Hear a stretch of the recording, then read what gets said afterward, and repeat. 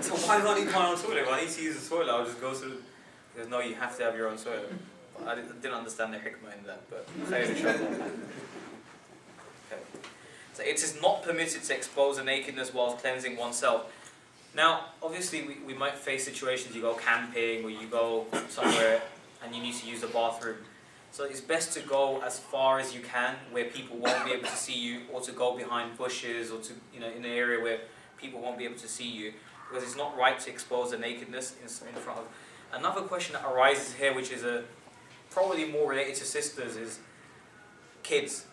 Okay? Just say you have a little child in the house and you're watching the child and you need to use the bathroom, and it happens, right? The child just barges into the bathroom, they become afraid, they have anxiety, you leave them in the room for too long and you need to use the bathroom. So there are exceptions like that. It's best not to expose ourselves in front of the children to the best of our ability, but there are instances we understand, of course, where it might not be always possible. It might not always be possible, like after you've used the bath, you've taken a water, you come out and you're trying to dry yourself. It's best to not stay in that state for a long period of time, but to try and dry ourselves and clothe ourselves as quickly as possible, because it's not good to be in that state. So obviously we recognize, Sharia of course recognizes instances like that, with children. It's difficult sometimes.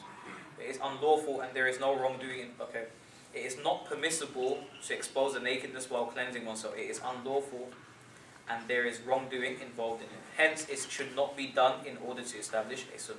Okay. The orifice is wiped from beneath the garment with the light of stone. However, if this is left, the prayer is valid. If the impurity spreads beyond the orifice and the amount spread is more than a dirham in weight, so this is talking about if a person is relieving themselves in public, then of course it's best not to remove your clothes at all, or to remove in such a way that you don't have to remove all of your clothes, but you can still relieve yourself while you have some of your clothes on. That's also a possibility. And of course, if the orifice has not been soiled, then a person can just use tissue paper by putting the tissue paper going underneath your clothes.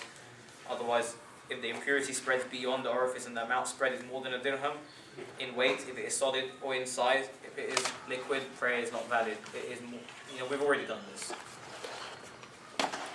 In this case, the person should attempt to remove the impurity without exposing the nakedness, assuming the possibility of being seen and thereby avoiding committing an unlawful act.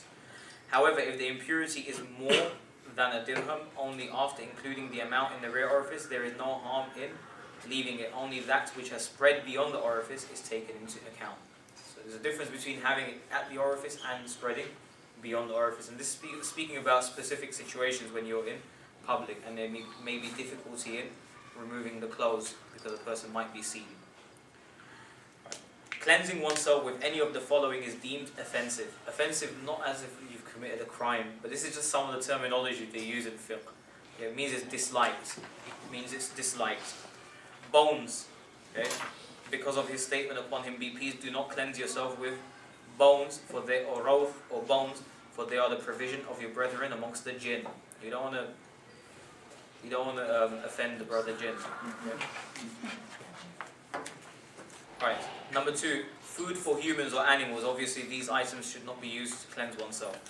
Baked bricks, as rather than cleaning the area, using it would be harmful, of course. Pebbles, as rather than cleansing, using them would soil the hand. Okay. Coal, as it would create mess. Glass or plaster, as it would be harmful to the area. Anything that is respected for its value, such as a piece of silk, brocade, or cotton, using these to cleanse. Or writing paper. Writing paper shouldn't be used to cleanse oneself either. Okay. The right hand, because of the Prophet ﷺ statement, when one of you urinates, he should not touch his private area with his right hand. When he excretes, he should not wipe with his right hand. When he drinks, he should not drink in one breath. A person should be more patient with their drinking, take breaths. However, if there is a problem with the left hand, cleansing oneself is performed either through a servant pouring water, which is probably a bit more difficult, because you might have to reveal your nakedness, your awrah, or with flowing water. Okay. That might be for older parents or something when they're disabled. Yeah. Someone is left-handed. Sorry? Someone is a left-handed. Yes. If somebody is left-handed, still, because we're recommended to eat with our right hand in the hadith, and to do everything noble or respectable with our right hand, and to do other things with our left hand, things related to cleaning impurity or lifting, holding our shoes or stuff like that. Therefore, even if a person is left-handed, when it comes to tahara, they should use their left hand.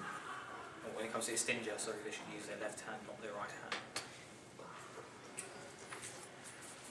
It is recommended to enter the toilet with the head covered. This is a recommendation by the fuqaha, and left foot first, because it's a place of impurity. This is from the honor given to the right side. As I was just mentioning, the honor is given to the right side. All respectable things are done with the right side. Thus, before exposing the nakedness and before entering the toilet, a person seeks refuge with Allah. Before even seeking refuge, the person mentions the name of Allah because of his statement, "Upon him be peace." The screen between jinn and the nakedness of people on entering the toilet is to say, "In the name of Allah." Because we know that the places of impurity are places where are the places of dwelling for the jinn and for shayateen and khaba'ith and the impure. Okay?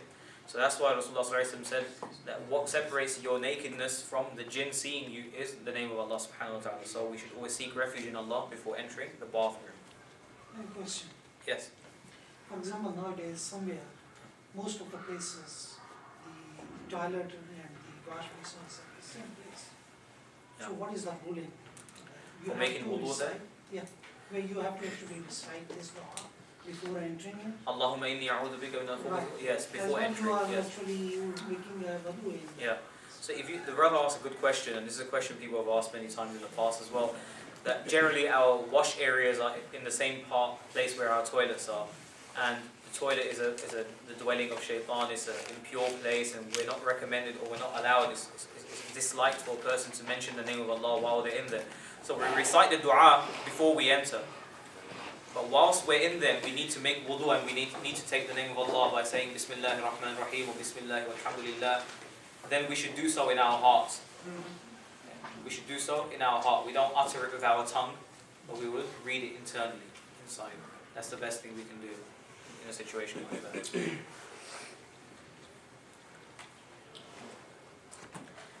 In addition, he ﷺ said that indeed the toilets are occupied by jinn. Therefore, when one of you enters the toilet, say, "I seek refuge in Allah from demons, male and female." This is recorded by Abu Dawood. The word shaitan is derived from shatana yashtunu, which meaning to be distant. Shaitan and shaitana are other verbal forms used. Okay. We don't want to go too deep into the dua. Let's move on. The person should sit. Now this is what Sharia fiqh tells us. Islam tells us that when a person uses the bathroom, they should stay seated while they're using the bathroom. Even if the person is urinating, the person should not stand and urinate unless they have a need. There is a medical need. They can't sit. Then a person is allowed to urinate. And obviously, because when a person stands and urinates, there are more chances of the urine to fall back, especially if they're using urinals, of course, for flashes of urine to come back and soil the clothes, the body. The person should sit inclining to the left side as much as possible. That's not very possible on a toilet seat, but if you're using the old-fashioned bathrooms, toilets, where you actually squat, then to squat on the left side is more.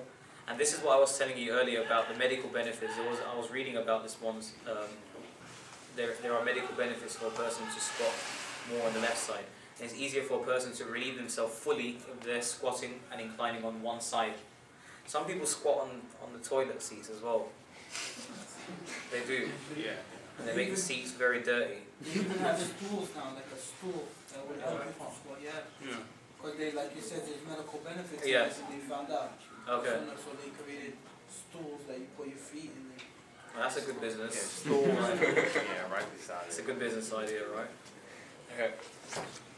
And they trace colon cancer at Harvard. Yes. Someone did a research. Yeah. And my boss had mentioned it. And it's like, whoa. And I just Actually, wrote back. As that- Muslim, yeah. you know. Yeah, that actually reminds me of something. There was somebody that was suffering from colon, I don't know, it was cancer or a disease or something they had, and they went to a non-Muslim doctor in Africa somewhere, and they said there is a cure for this in your deen, in your religion. He said, how? So your Prophet told you, or your deen tells you to incline, to incline towards your left when you squat, using the bathroom. That is the cure for you. And then also, do you put pressure? I heard. Yeah, that so the you Rasulullah incline. used to put his hand there. He used to put his hand there and put pressure. I'm not sure about that.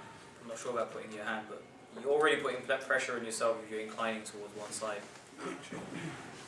Right, the person,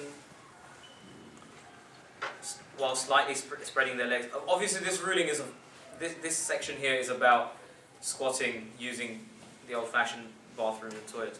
This allows them to relieve themselves easily. A person should not. Okay, this is another thing. In the bathroom, a person shouldn't speak.